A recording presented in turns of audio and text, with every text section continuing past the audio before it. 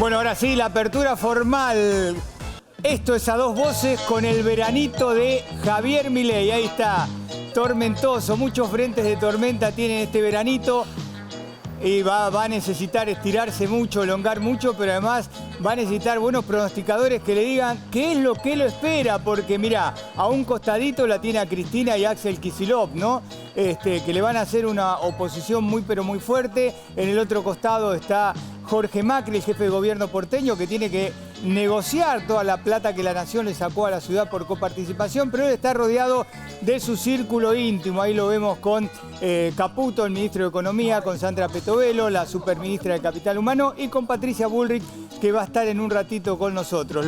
Los frentes de tormenta que tiene Javier Milei todavía no hace, ¿cuánto? Sí, 3 semanas y un poquito más que llegó a la presidencia de la Nación, y mirá todas las cosas que están ocurriendo en la Argentina. Bueno, la habíamos visto, pero ahora ya la tenemos en los estudios. Está Patricia Bullrich, la ministra de Seguridad de la Nación. Decíamos que con ella vamos a hablar de muchos temas.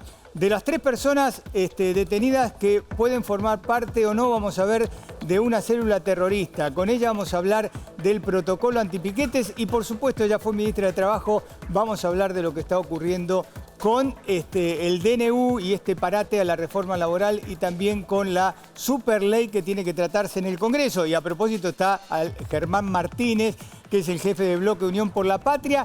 ¿Va a tener o no va a tener Milei los votos que necesita para sacar antes de que termine enero esta superley? Y además, ¿le van a apoyar o no el DNU en el Congreso de la Nación? Lo vamos a hablar con Germán Martínez. Está Alejandro Díaz, el CEO de AmCham, la Cámara de Comercio de Estados Unidos. ¿Sabías que el 70% de lo que vos consumís en los supermercados está concentrado en 20 empresas vinculadas con los Estados Unidos que están en esta Cámara? Con él vamos a hablar de las inversiones. ¿Van a llegar más o no o menos inversiones a la Argentina? Pero esto es solamente un resumen, porque también con Kachanowski vamos a hablar de lo que sucede con la economía argentina. Vamos a mostrarte lo que pasó en un breve resumen. El canal de diálogo está abierto. Lo que no se negocia es la Argentina libre. El jueves recibiremos a una comitiva del Fondo Monetario Internacional. La va a recibir el jefe de gabinete y el ministro de Economía. Ahí están los precios con el aumento del 26,4%. Estamos hablando de casi un 30% mensual según algunos estudios. Sí, bueno, por supuesto el dato oficial todavía no lo tenemos, correspondiente a diciembre. Entendemos que el número gira en torno al que haces referencia. La Cámara Nacional del Trabajo acaba de dictar una medida cautelar que suspende la aplicación de las reformas laborales incluidas en el decreto de necesidad y urgencia.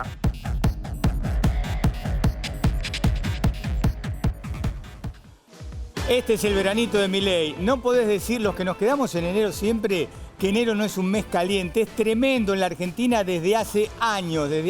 Pero mirá, ahí tenemos el veranito de Milei. Por un lado tenemos un buen clima, pero por otro lado hay un frente de tormentas importante. Vamos a comenzar por el frente de tormentas que tiene Javier Milei, porque hoy hubo un fallo muy importante de la Cámara del Trabajo, porque le frenó la reforma laboral a Javier Milei, que está dentro del DNU. Por supuesto que el gobierno va a apelar a través del procurador del Tesoro, Rodolfo Barra, porque quiere llevar este tema de la Cámara del Trabajo a la Cámara en lo contencioso administrativo. Veremos qué es lo que ocurre, pero mientras tanto está parada la reforma laboral dentro del DNU. Hay otras presentaciones a la justicia por otros aspectos del DNU. Evidentemente es un frente de tormenta que tiene en este verano. El otro frente de tormenta, el aumento de los combustibles.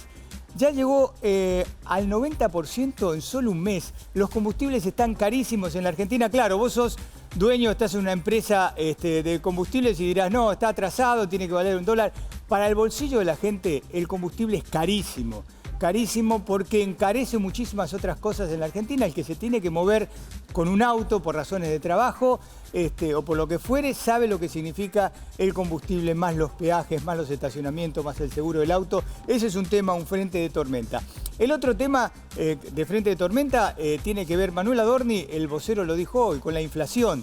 en diciembre estiman que la inflación va a rondar el 30%. Y después le vamos a preguntar a Kachanowski cuánto se estima en el año, pero hay muchos que indican que estaríamos alrededor del 200% en el último año de inflación. Así que ese es otro frente de tormenta. Pero hay más, porque está la cuestión de la ley ómnibus, ¿no? Por eso decía que íbamos a hablar con Gerardo Martínez.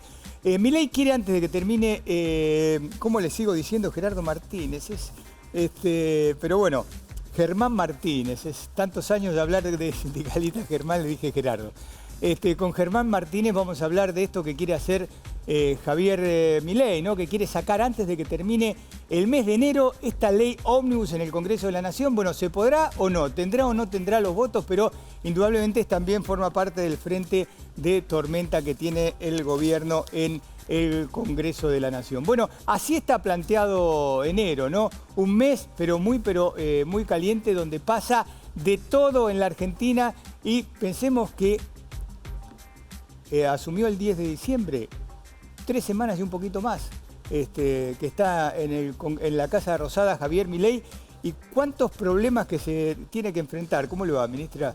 ¿Cómo anda? Este país pasan las cosas con una celeridad espectacular. Un poquito más de 3 semanas y mire todos los frentes de tormenta que tiene. Algunas cosas están conformes, pero la tienen que remar bastante, me parece, ¿no? Bueno, pero era el camino, ¿no? El camino era producir un cambio que fuera un shock, que generase y moviese todos los obstáculos, todas las piedras en el camino que la Argentina tiene hace muchos años, que le impiden crecer, que hacen que los intereses particulares estén por encima de los generales, que nos ha traído hasta este punto de pobreza, y cada vez esos intereses están como costras más pegadas. Entonces había que producir un movimiento muy fuerte. Creo que eso fue lo que se produjo con el decreto de necesidad de urgencia, con el plan económico, con el decreto de necesidad de urgencia, con la ley enviada al Congreso, con la decisión de cambiar el paradigma del disturbio y el desorden permanente por el orden. Ahora, se subestimó lo que podía o puede pasar con el DNU y con la superley, diciendo no, sale todo bien porque hubo muchas presentaciones, ahora vamos a hablar del tema laboral, pero hubo muchas presentaciones contra el DNU y necesitan votos en el Congreso para aprobar la superley. Bueno, yo creo que se va ordenando, ¿no? Ya hay una cantidad, una masa crítica importante, tanto en diputados como en senadores, que van a estar apoyando la ley. Es decir, hoy ya salió hace un ratito, me llamaron los miembros del bloque del PRO que habían salido a apoyar con... Sí, dijeron que apoyaban en general, hay algunas cuestiones que no les gusta. Algunas cosas, pero son muy menores, yo lo estuve hablando con ellos, muy menores, pero la filosofía, la dirección del cambio es absolutamente compartida. Las cosas menores es algo que es muy importante cuando uno tiene grandes proyectos que, las pequeñeces no te tapen el horizonte hacia donde vos querés ir. Y que no te quedes corrigiendo una coma cuando lo que tenés que ver es hacia dónde va el país. Creo que esa es la actitud que ha tenido el PRO. El presidente también estuvo hoy con su bloque de diputados, se van juntando más. Sí, él quiere que salga todo antes que termine enero. Yo digo, puede ser, pero hay que juntar votos. Usted conoce muy bien el Congreso. Bueno, pero ese es el objetivo, digamos, que las comisiones se reúnan, que rápidamente trabajen los proyectos. Son todos proyectos que, digamos, está clara que hay una dirección de simplificación, de generar condiciones para la mejora de las condiciones del capital en la Argentina, condiciones favorables para el capital, condiciones favorables para el empleo, condiciones favorables para la apertura de empresas, condiciones que permitan bajar costos importantísimos en la Argentina. Todo apunta a la inversión para tener empleo, orden para tener empleo y para tener inversión. Entonces todo va en una misma dirección. Entonces el que entienda esa dirección le va a resultar fácil saber por qué vota a favor de un proyecto de este tipo, ¿no? ¿Le sorprendió el freno al DNU en la Cámara del Trabajo? No, la Cámara del Trabajo a ver, yo fui ministra de Trabajo en el año 2000 y ya la Cámara del Trabajo era insoportable. Ya eran lugares donde lo único que había era defensa de intereses particulares. Nunca, todos los fallos siempre salían a favor de uno u otro sindicalista, siempre. Nunca Ustedes lo fue, quieren pasar a lo contencioso administrativo. Nunca fue una verdadera justicia transaccional, donde las cosas se analizan con objetividad. Y eso es algo que está totalmente tomado. Por otro lado, debería dejar de ser una justicia nacional, porque todas las provincias tienen sus justicias laborales y la Ciudad de Buenos Aires debería tener su justicia laboral y no ya ser una justicia nacional, porque no hay casos nacionales siendo la ciudad autónoma de Buenos Aires. Igual todo esto termina en la Corte, ¿no? La Corte ya dijo que tomaba el caso. Sí, con lo va a resolver en febrero recién. Bueno, está bien, pero digamos, el sistema de los decretos de necesidad y urgencia en nuestro país, mientras no sea rechazado por ambas cámaras, está vigente. Sí. Así que hoy el decreto de necesidad y urgencia está vigente. En el caso de este freno a una parte en un juzgado que no corresponde, porque es un decreto de necesidad y urgencia, ¿qué se puede analizar? ¿Que no le gusta la reforma? ¿Eso dice la justicia laboral? No, la justicia laboral lo que tiene que decir es si es constitucional o no el decreto de necesidad y urgencia, que es una herramienta constitucional. Entonces, se pone a analizar algo que tiene que ver con la materia, que no es analizable por la justicia. Eso es analizable por el Congreso de la Nación. Ministra, ahora vamos a hablar de los 3 detenidos supuestos o con vínculo con el terrorismo, pero lo quería preguntar, porque la CGT, si bien celebra esto, sabe lo que puede venir y dice: nosotros no levantamos el paro del 24 y nos vamos a movilizar con todo lo que podamos al Congreso ese día. Ahora yo pregunto por qué. A ver, el sistema de nueva indemnización se puede tomar o no. Depende de los convenios colectivos. Ya Cavalieri dijo, yo lo tomo, como lo tiene la UOCRA hace mucho tiempo. A ver, otros podrán decir, seguimos con el viejo sistema. Se termina un sistema que es pésimo para las empresas en la Argentina y sobre todo para las más chicas, que es el sistema de multas absolutamente fuera de lugar, que destruyen empresas todos los santos días en la Argentina. Se genera una situación de opción para los trabajadores respecto a su dinero. Entonces, ¿cuál es la crítica de fondo? ¿Cuáles son los derechos que se tocan? ¿Los derechos de los trabajadores? Yo no lo veo. Me parece que justamente la Argentina se debate entre tener más capacidad de que los individuos, las personas, los trabajadores definan su vida, que estar presos de sistemas en los que le dicen, te quedás en este sistema de salud para toda tu vida, te guste o no te guste. Y eso pasa permanentemente. Ministra, la CGT promete llenar la plaza frente al Congreso y todas las calles junto con organizaciones sociales. ¿Les va a hacer cumplir el protocolo? El protocolo es permanente.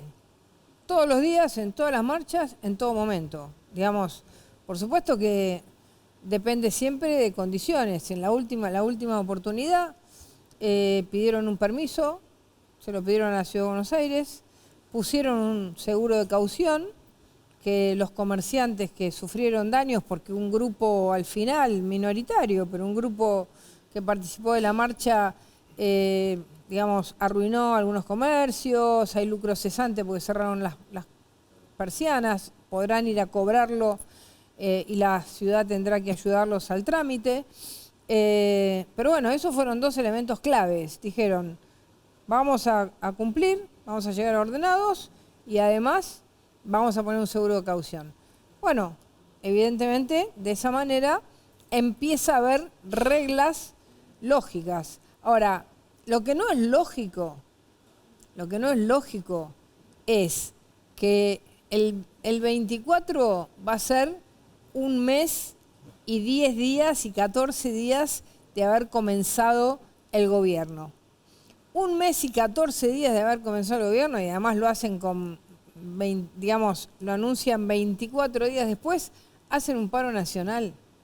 La verdad es que el país que necesita trabajar, el país que necesita ordenarse, el país que está harto de la presión de las minorías, que podrán ser ruidosas, intensas, pero que son minorías, vuelvan a llamar a un paro general, habiendo estado 4 años bajo la cama, ¿no?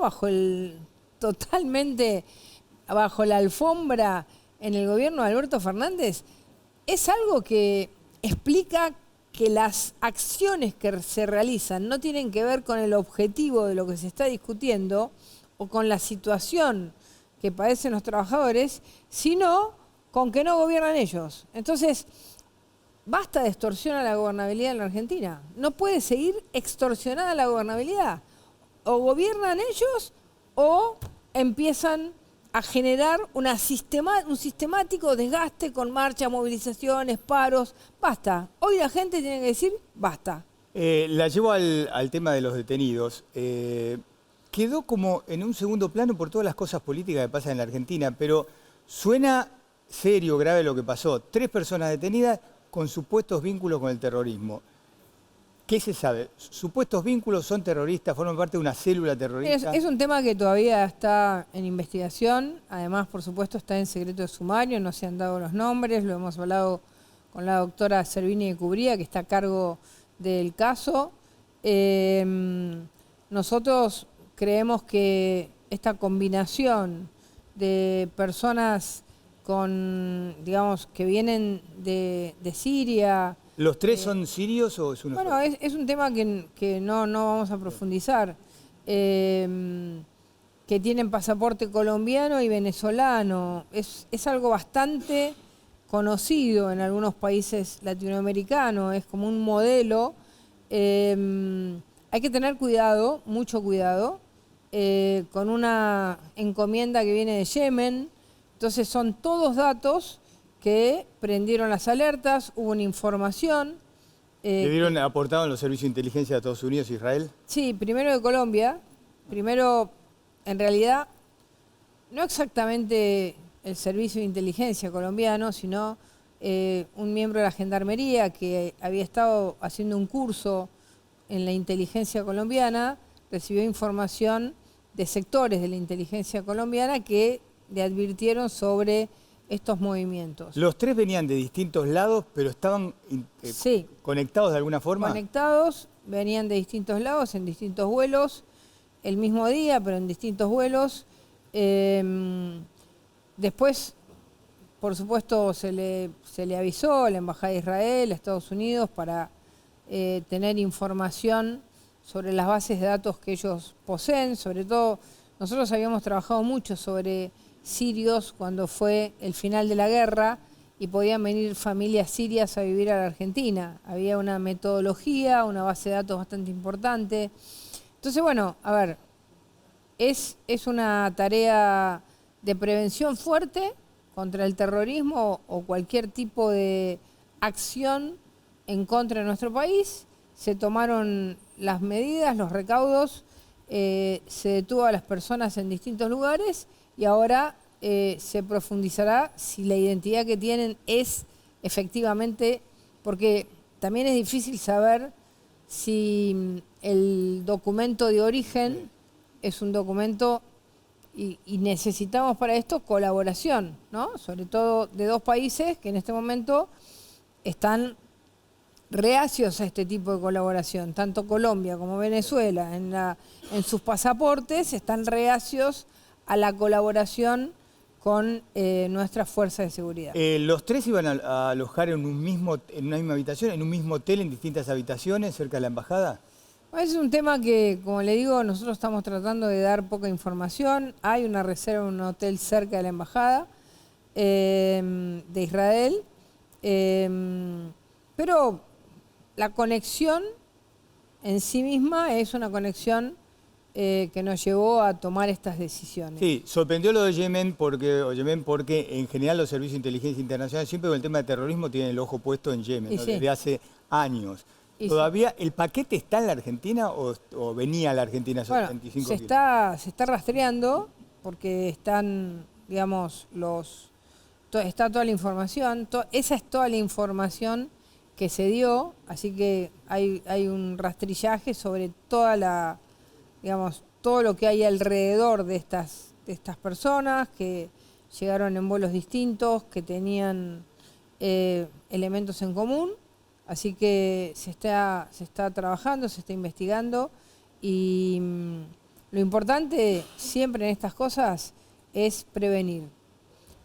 Prevenir a la ciudadanía, prevenirle a los argentinos. Bueno, porque la Argentina cuidarlos. fue puesta en atención a raíz de la guerra entre Israel y Hamas, precisamente porque puede ser objeto de atentados contra ciudadanos o bienes israelíes, ¿no? Sí, además en estos días están ocurriendo los Juegos Macabeos en la Argentina, tema que también nos lleva a tener una precaución especial porque hay más de 2.000 jóvenes judíos de distintas partes del mundo en este momento en la Argentina.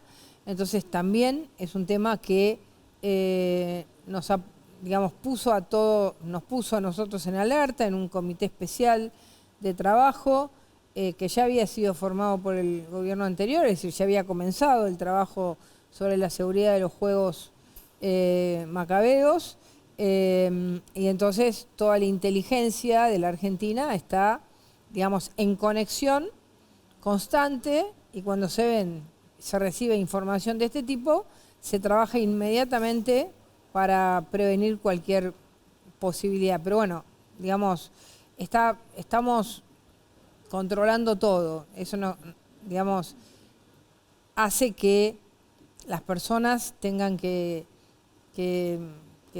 entender que todo lo que tenemos que hacer lo estamos haciendo. Esto pasó el sábado. Nosotros no lo quisimos decir el fin de semana. Sabíamos que en algún momento se iba a saber.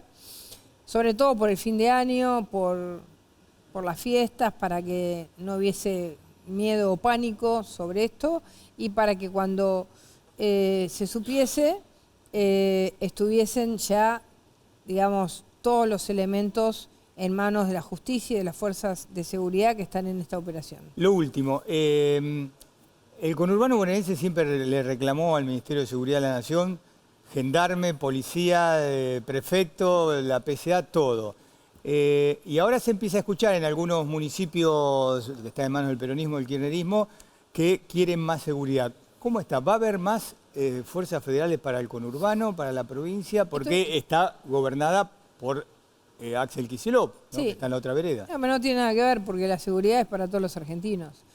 Estuvimos el viernes en La Plata con el ministro de Seguridad de la provincia de Buenos Aires y nos estuvo mostrando todo el sistema de control que están teniendo en este momento, cómo han avanzado en tecnología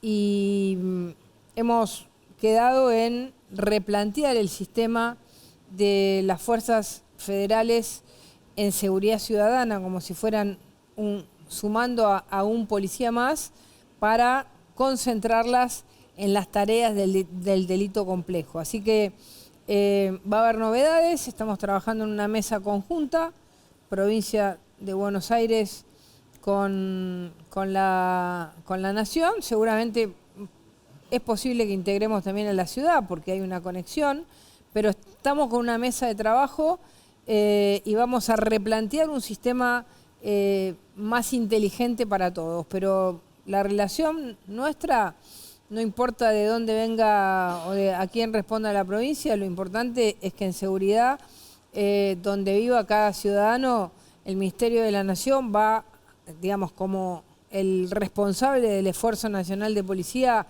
de todo el país, va a ayudar al conjunto de los distritos a que los argentinos vivan más seguros, y la provincia de Buenos Aires, sin duda que es el 40% del territorio, ahí tenemos que estar, ¿no? Ministra Bulti, gracias por haber estado en el primer programa del año No, con por favor. nosotros. Gracias. Bueno, ya voy a hablar con Germán Martínez, pero antes le pregunto a Alejandro Díaz, es el CEO de AmCham, la Cámara de Comercio de los Estados Unidos, si cambió, Alejandro, el clima de negocios. Ahora que llegó Milei, ¿llegó la panacea para las empresas americanas? Buenas noches.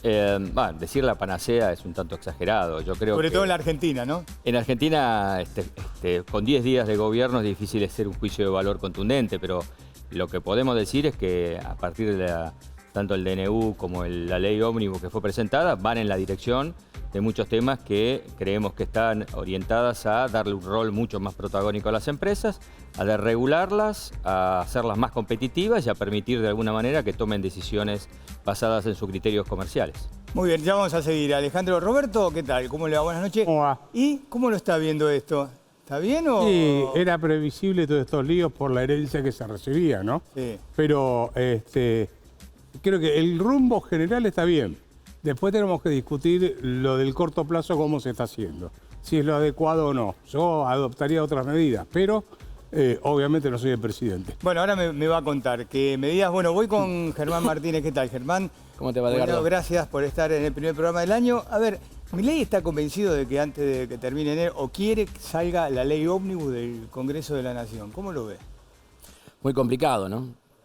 Muy complicado porque realmente el presidente Milei, desde que asumió, no ha hecho otra cosa que no sea agredir al Congreso de la Nación. Acordate que arrancó con lo que nosotros criticamos del primer minuto, que era esto de dar el discurso de espalda al Congreso. Sí. A los pocos días envió, en realidad sacó un decreto de necesidad de urgencia nunca visto en la Argentina. No existe un decreto de necesidad de urgencia del volumen, de la diversidad de materias y del avasallamiento de competencia del Congreso como el que sacó Milei. Al poco tiempo trató de coimeros a los legisladores. Yo le hice una denuncia penal al presidente de la Nación el viernes pasado en el juzgado federal número 4 de la ciudad de Rosario al respecto para que investigue a fondo.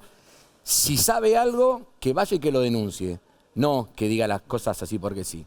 Y encima después manda una ley ómnibus que pretende, a mi criterio, no debatirla. Yo creo que el objetivo de ellos es que no haya debate, que en realidad puedan plantar una cantidad de árboles que impidan ver el conjunto de la situación y que nunca sepamos bien de qué estamos discutiendo. Por eso yo creo que es un momento donde nosotros tenemos que ayudar a entender qué estamos discutiendo y tratar de darle claridad al debate político en la Argentina. Me parece que eso es lo que tenemos que hacer y para eso tenemos que entender las cosas en su conjunto. Cuando vos ves las cosas particulares, no cierra. Pero cuando vos ves la asunción de Milei, el discurso cuando tomó el poder, en segundo lugar, lo que dice Caputo a los poquitos días, que anuncia muchas cosas, pero hay una que está efectiva, que es el 120% de la devaluación. Después con el mega DNU, ahora con la ley ómnibus, me parece que queda claro y configurado que en realidad no quiere debatir, lo que quiere es prácticamente llevarse puesto al Congreso, ¿no? Decían que, bueno, ustedes querían llevar como a 20 comisiones, no sé si era cierto, a 20 comisiones el tema de la ley ómnibus, que en realidad el gobierno las compacta en 4 comisiones para que todo salga en 3 comisiones. 3, ni siquiera 4. Sí. 3. Acaba de publicarse el giro a las 8:30 de la noche. Sí. Después de todo este tiempo hablando sobre esto, acaban de publicar un giro a 3 comisiones. ¿A vos te parece que 660 artículos que abarcan más de 25 materias distintas se puedan discutir en 3 comisiones? Mira, vos sabés que yo creo que a mí me llama la atención algunas cosas. Hoy a la tarde escuché a un diputado del PRO, a quien respeto personalmente, el diputado Lombardi, diciendo que ellos estaban totalmente de acuerdo, pero que habían leído la mitad, que no habían llegado al estudio de la segunda parte, ¿no? Se involucran cosas, 52 artículos modificando el Código Civil, 47 artículos la Ley de Hidrocarburos, 45 artículos el INCA, el Instituto de la Música, el Instituto del Teatro, el Fondo Nacional de las Artes, la Comisión de Bibliotecas Populares. 39 artículos vinculados a todo lo que es depósitos judiciales, archivos judiciales, registro de la propiedad. 32 artículos de reforma política.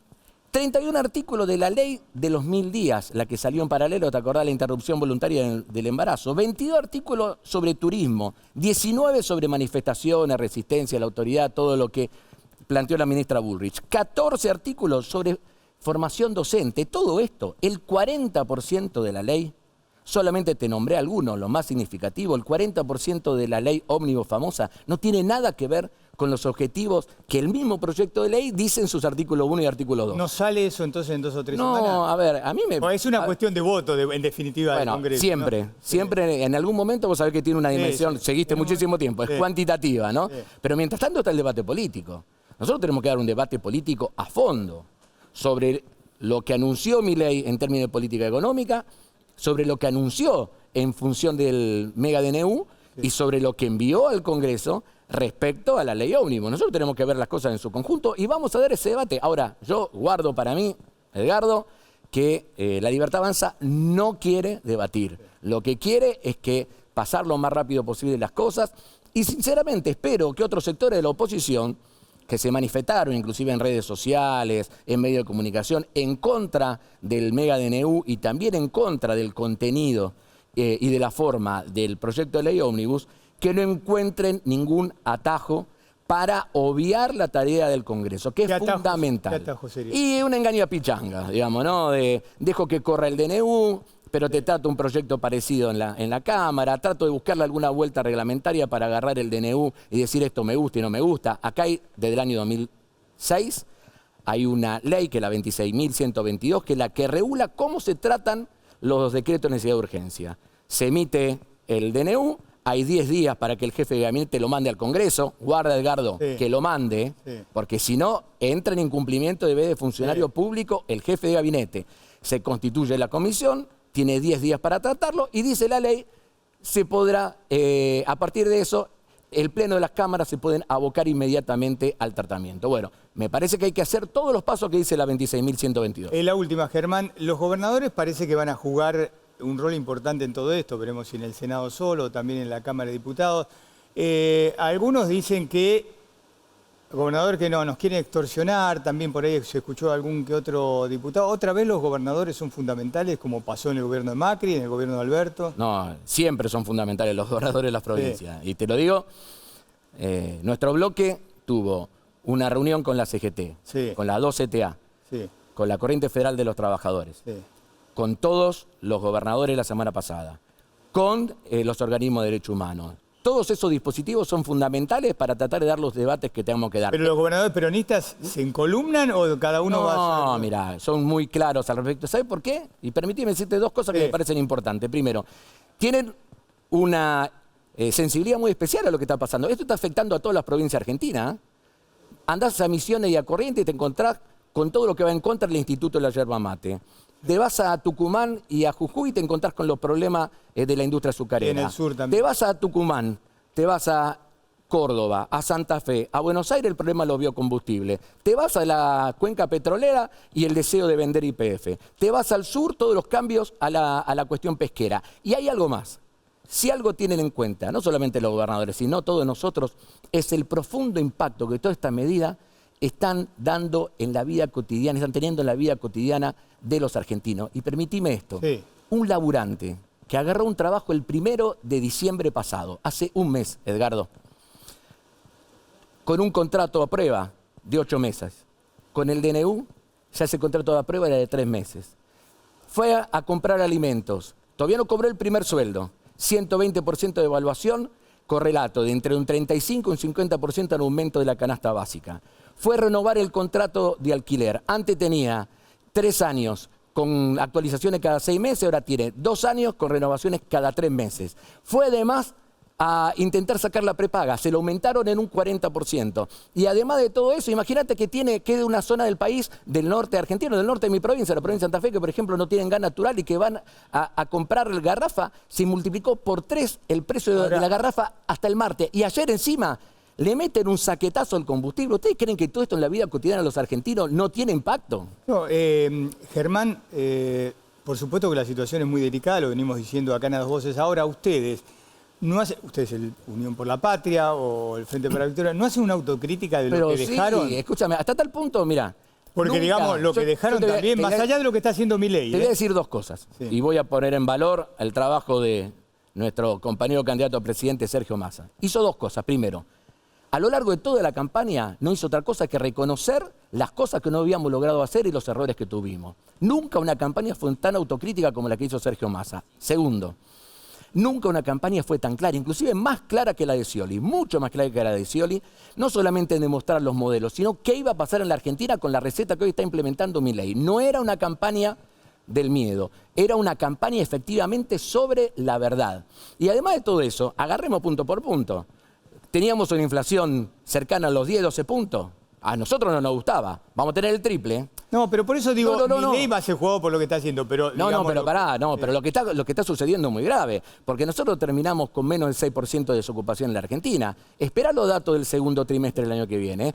Es cierto que había situaciones de pobreza y de indigencia intolerables para la sociedad argentina. Lo reconozco. Va a haber mucho más a partir de todo lo que se está dando ahora. O sea, lejos de venir a solucionar los problemas que teníamos, lo vino a empeorar. AEA, Asociación de Empresarios Argentinos. Creo que el dueño de este grupo es parte de AEA. Nos pedían 4 cosas, recién lo hablaba con el titular de AmCham. 1, terminar con la grieta, va a haber más grieta.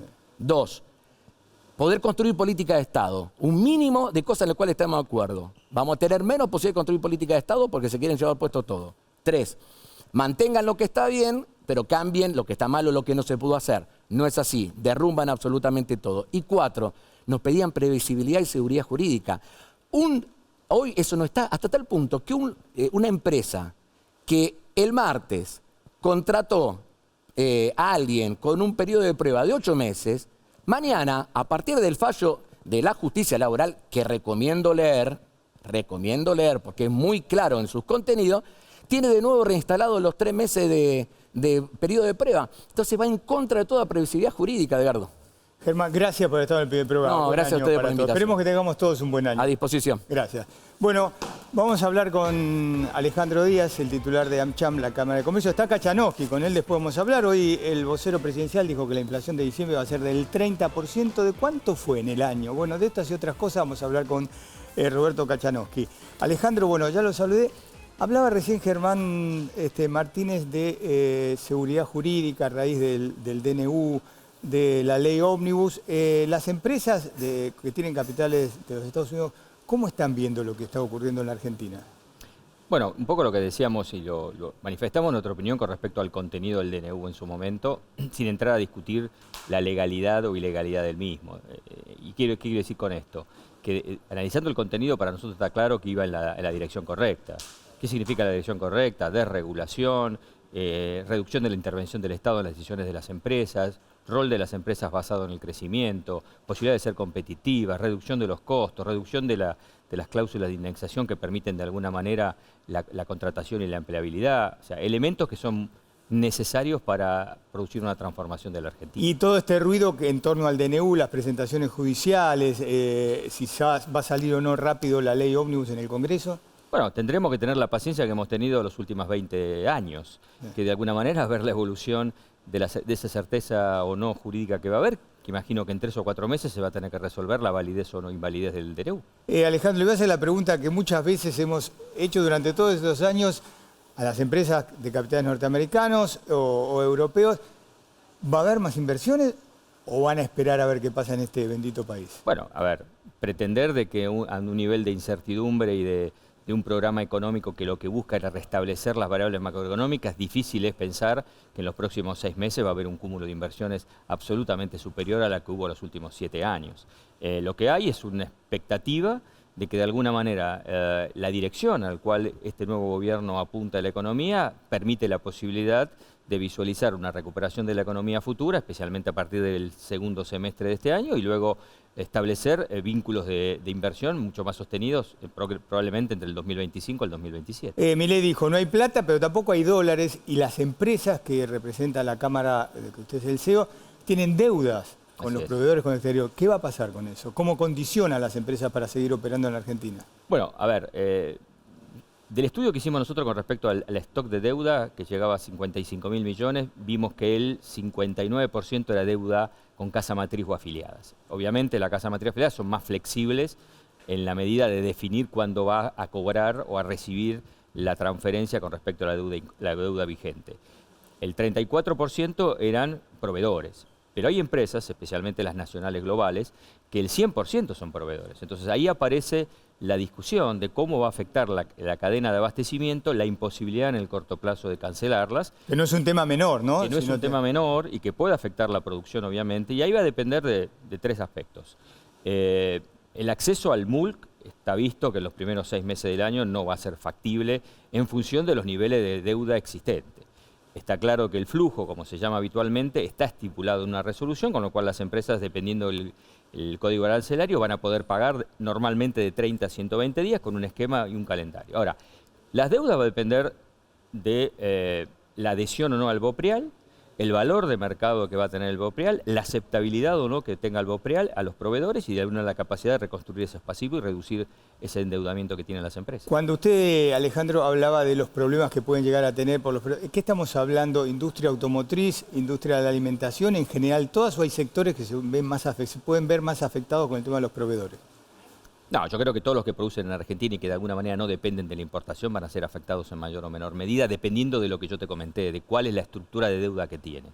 Si la porción de su estructura de deuda es con proveedores, la situación va a estar mucho más compleja porque van a tener que reconstituir sus créditos. Las que están dependientes de aprovisionamiento de casa matriz o afiliada van a estar más tranquilas. Usted mencionaba al comienzo del programa que el 70% de lo que la gente consume en el supermercado está concentrado en 20 empresas de su cámara.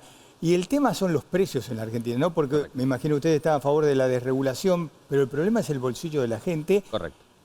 Y la recesión o la caída del consumo. Correcto. Bueno, a ver, esto lo vimos salvando las distancias y las problemáticas en el 2002-2003.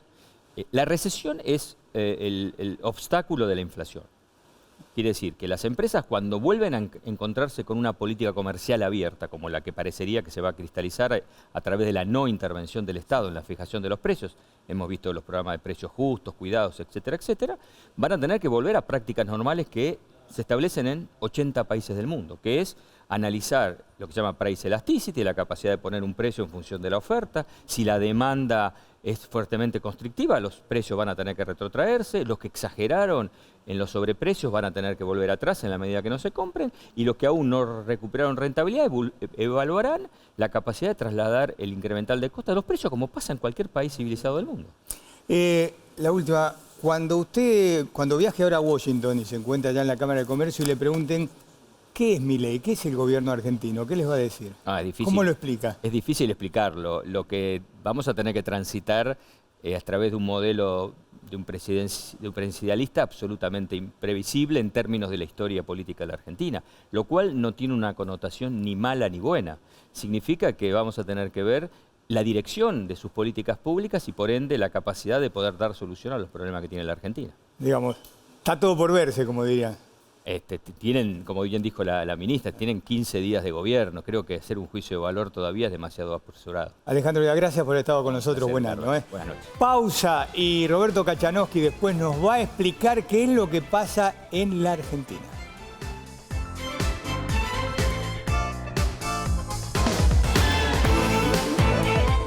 Vacía y cepilla los recipientes que acumulen agua. Tira agua hirviendo en desagües y rejillas y coloca mosquiteros. Juntos podemos prevenir el dengue. Más información en buenosaires.gov.ar/dengue. Buenos Aires Ciudad. Bueno, ya estamos aquí en A Dos Voces con Roberto Kachanowski. Gracias, Roberto, por estar en el primer programa. A ver, ¿cómo podés explicarle a la gente lo que estamos viviendo? Porque tenemos DNU, una superley, pero además tenemos aumento de precios como lo de las naftas y otras cosas. Primero déjame marcar que, como liberal, sabes que no hace falta que lo aclare, hace 40 años que circulo por los medios, así que estoy de acuerdo con el rumbo general. El tema es si podés hacer todo de golpe, o sea, si sos Juan Bautista Alberdi, que escribiste las bases y el sistema económico rentístico que cambiaste en la Argentina. Los cambios en los países se producen más lentamente, ¿sí? Eso por un lado. Después, si querés, profundizamos en ese tema. Vamos a la coyuntura. Esto me hace acordar al año 75, somos más o menos la misma generación, te debes acordar, el Rodrigazo. Celestino Rodrigo era el culpable, pero en realidad el que había hecho el lío había sido José Belgelba. Lo que recibe Javier Milei es todos los precios relativos distorsionados, etc. Ahora, corregirlos no es tan fácil cuando te vienen las tarifas de los servicios públicos, que todavía no aumentaron, ¿no? Aumentaron nada más que... Sí, es verdad. ¿Cómo se llama? Con los colectivos creo que aumentan la semana que viene. Si mal no recuerdo. Colectivos y el transporte. Pero tuviste el ajuste del tipo de cambio. Ahora, ahí ya empieza a disentir. ¿Por qué? Vos llevaste el tipo de cambio de 300 y pico a 800. Y lo dejan ahí y van ajustándolo un 2% mensual. Viste que ahora dice que por ahí en marzo tienen que hacer otra evaluación. Bueno, ahí viene el punto. Vos en diciembre vas a tener una inflación del 30%, Sí. fácil. ¿Coincidís con eso? Sí, sí. ¿Y anual? La anual, diciembre contra diciembre, vas a estar por arriba del 200, probablemente 206. 200 para redondear. Pero después vas a tener alta en enero, en febrero y en marzo, que es estacionalmente alta. Hoy hice la cuenta y por ahí vos vas a tener en marzo, si no corrigiste el tipo de cambio de 800, que venís corrigiendo de a 2 puntos, de 2% mensual, es como si hubieses devaluado y hubieses llevado el tipo de cambio en vez de 800 a 400 del inicio. No te asustás, ¿no? Porque si... Y claro, porque te come toda la inflación, toda la devaluación, te vuelve a comer la devaluación. O sea, volvés a trazar el tipo de cambio, salvo lo que lo corrijan antes. Ahora, si eso todo el mundo lo empieza a percibir, vas a tener el mismo problema que tuviste al final de diciembre. Todos van a decir, bueno, ¿cuál va a ser la próxima devaluación? ¿Qué precio tengo? ¿Qué precio no tengo? Y podés seguir eternamente. Otro problema, ¿cómo recomponés las reservas del Banco Central? Pues vos tenés que comprar reservas. Sí. ¿Con qué las va a comprar el Banco Central? Las tiene que comprar emitiendo pesos. La gente quiere esos pesos o se los tira al mercado y te produce un proceso inflacionario más agudo. Entonces, yo te diría, para mí está mal diagramado el inicio del plan. ¿Qué hubieras hecho vos? No, yo hubiese sido más modesto en las medidas, o sea, si hubiese propuesto una regla monetaria que a la gente le quede clara, hubiese propuesto una reforma laboral, pero con la ambición de terminar con solamente lo que viene a ser el juicio, ¿viste? La industria del juicio laboral, que es ahí donde más le pega a las empresas. No me hubiese mandado con tanta cosa. Hubiese empezado con una propuesta de reforma impositiva. Acordate que él dijo que se iba a cortar un brazo si aumentaba impuestos. Sí. No sé si recordás. Bueno, Sí, sí. se tiene que cortar los dos y tiene que pedir uno prestado porque son 3 impuestos. Ganancias, impuesto país y el de las retenciones que se sube a la zona. Ahora, escuchándolo a Milei, sos gradualista al final. No, lo Ahora que digo Macri. es, prometió muchas cosas en la campaña que, por ejemplo, la dolarización, ¿en qué quedó? ¿Te acuerdas que dijo que tenía 10.000? Quedó para adelante. No, dijo que tenía 10.000 millones de dólares asegurados y que les sobraban los bonos que había en el Banco Central para resolver el problema de los pasivos remunerados. Entonces, me parece que está tan concentrado en cambiar el país que poco se está ocupando de cómo resolver en el corto plazo los problemas como estamos hablando ahora de inflación. Seguro que ibas a tener un problema de salto inflacionario alto. El tema es, si vos hubieses armado un plan y lo hubieses presentado, te voy a dar un ejemplo. No es el que más me gusta a mí de los ejemplos, pero sirve como idea. Plan Austral 1985. Sí. Recordás que venían derrapando con Grispum, Alfonsín, anuncia el Plan Austral. Alfonsín desde la Casa de Gobierno dice vamos a bajar el gasto público, vamos a privatizar, economía de guerra, etcétera, y cambió de tal manera las expectativas de los agentes económicos que en octubre estaba ganando las elecciones de medio término. Sí. Eso es un cambio de expectativas que vos tenés, un shock de confianza. No generó eso.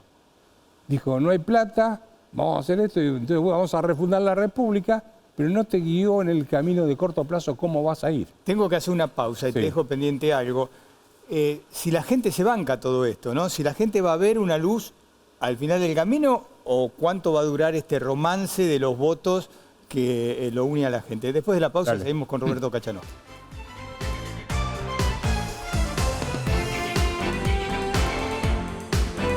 Bueno, seguimos con Roberto Kachanowski aquí en A Dos Voces. Roberto, la pregunta que te había dejado es, Milei consiguió más del 55% de los votos, un gran respaldo en la segunda vuelta. El tema es, ¿cuánto puede durar el romance con ese 56% de los votos? ¿Esa gente que le está doliendo el bolsillo va a ver una luz al final del camino? Bueno, del 56 digamos que de él son en 30 y 26 son prestados. Gente que estaba en contra por odio, por lo que fuere. Y contra dijo, el yo no quiero el peronismo kirchnerismo, ¿qué tengo? Tengo a Milei, bueno, no me importa, no comparto, pero voto. Yo coincido. Sí. Me parece que es un poco así. Entonces, ahí ojo porque tenés cierto grado de tolerancia. Clase M, el electorado argentino es muy volátil. Te puede votar en un momento a Menem y al otro momento a Kirchner, que te hace la contrarreforma. Bueno, la clase media llevó a Cristina, a Néstor, a Macri y a Alberto Fernández. Y antes había votado a Menem, que privatizó todo, y después votó a Kirchner, que estatizó todo. Así que la volatilidad es muy grande. Entonces, por eso yo no coincido con esto de que yo cambio el país a las trompadas. O sea, no se hace un país liberal sacando un decreto de necesidad de urgencia diciendo, a partir de hoy todos los argentinos son liberales. Segundo artículo, comuníquese, archívense, dese a conocer. No se hace así, es un proceso, no sé si me explico. Y ahí viene el segundo punto, que se aguanta, ¿no? La gente. Mira, yo me acuerdo del Rodrigazo, vos no sé si te recordás, que la CGT le hizo la primera huelga general a un gobierno peronista, a Isabel Perón. Hoy tenés una diferencia. Tenés la diferencia de que tenés mucha más pobreza, mucha más indigencia, desocupación, y el colchón social es mucho más chico. No sé si es claro. O sea, tenés que ir con mucho más cuidado. Y a la clase media vos le estás diciendo, te voy a cobrar la tarifa de los servicios públicos que te tengo que cobrar. Me parece perfecto, nadie tiene por qué regalarme la luz. Pero no me aumentes de nuevo ganancias. Por lo menos sacame peso de encima de carga tributaria. Viste que él dice, es momentáneo. Mira, momentáneo es el impuesto a la ganancia, que empezó en el año 32 como impuesto a los réditos. Momentáneo fue el impuesto a los cheques, que empezó en el año 21 y seguimos con 20 años de... el IVA, ¿te acordás? En el año 95, que Caballo lo llevó de 18 a 21, sigue siendo momentáneo de 21.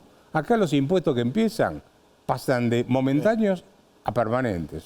Entonces, yo te diría, vos no podés decirle a la gente, te voy a cobrar toda la tarifa de los servicios públicos, con lo cual estoy de acuerdo, y además te voy a subir los impuestos. No, dame respiro, porque me estás matando, ¿no? Roberto, sí. No, la última. No. Ojo, que en este contexto se te cae el consumo interno. Bueno, sí. Eso se va a caer. Y por eso no estoy de acuerdo con que le pongan impuestos a las exportaciones, porque es la salida que vos tenés como para por lo menos reactivar un poco la economía. Roberto, gracias por haber estado en... Gracias por invitarme. Buen año para todos, que es lo igualmente, que vamos a necesitar. Hacemos la pausa, te damos el resultado. Ah, seguimos ya, no hay ninguna pausa, es cierto, es cierto. Es el verano, con todas las cosas que están pasando. Bueno, el QR, y era, si estabas de acuerdo con este fallo a favor de la CGT y en contra del DNU, mirá, el 80% dijo que no estaba de acuerdo. Era lo que hablamos con Kachanowski recién, ¿no? Todavía el respaldo que tienen las decisiones de gobierno, solo el 20% estuvo de acuerdo con el fallo contra el DNU. Bueno, y para cerrar tenemos el enigmático. Volvió el enigmático, volvió el año y volvió el enigmático. Ahí está, mirá. Le tenemos la camita para él, pero ¿sabés qué me parece? Que le va a costar conciliar el sueño, porque no la está pasando del todo bien. Bueno, está en un nuevo lugar para él. Es todo un desafío, está muy expuesto, es un cargo muy pero muy importante que le dieron, pero ¿qué es lo que pasa?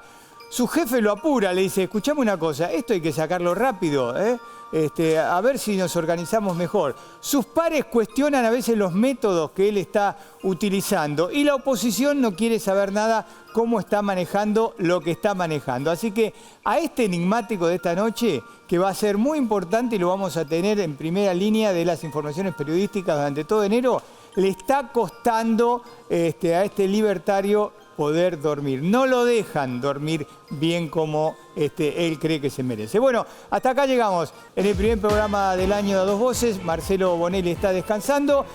Son las 11, nos pasamos 2 minutos. ¿Quién está en TN ahora? Darío Lopreite. Muy bien, Darío, una persona, el poeta de TN al que queremos mucho. Nosotros nos despedimos hasta el próximo miércoles a las 22. Chao, gracias.